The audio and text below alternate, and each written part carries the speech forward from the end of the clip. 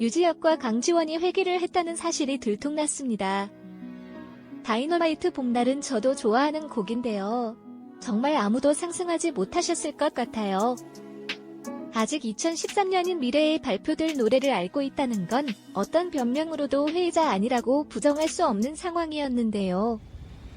그렇게 강지원과 유지혁이 서로 회귀자라는 사실을 알게 된 걸로 더 시원한 사이다가 이어질 줄 알았는데 예고편에서 아주 불길한 징조를 확인할 수 있었습니다.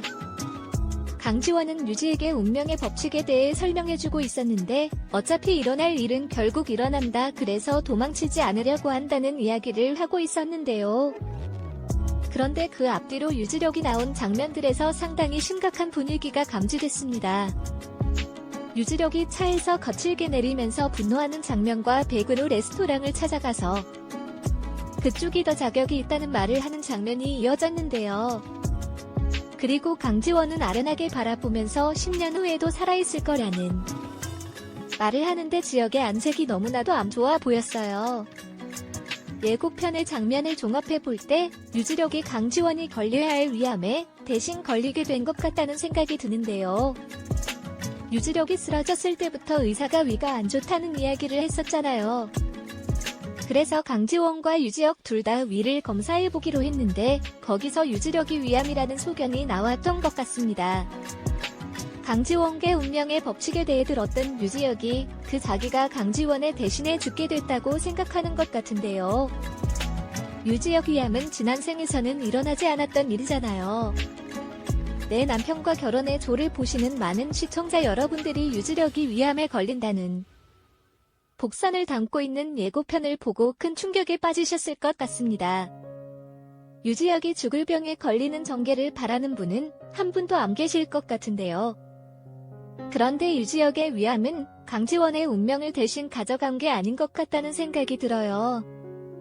왜냐하면 강지원이 위암에 걸리는 시점은 지금으로부터 훨씬 많은 시간이 지난 후였죠.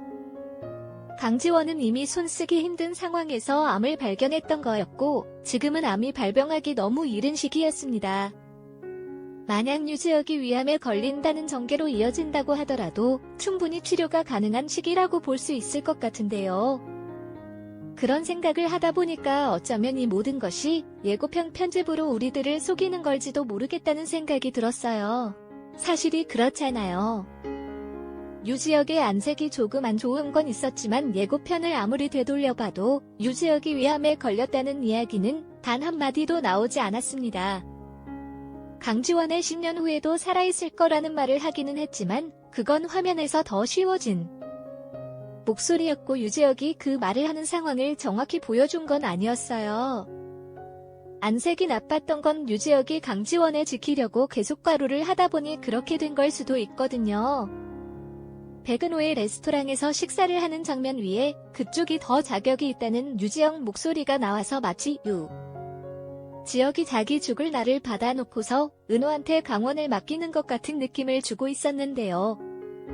화면에 백은호와 유지혁이 나와 그것도 아직 확신할 수 없는 장면이었습니다.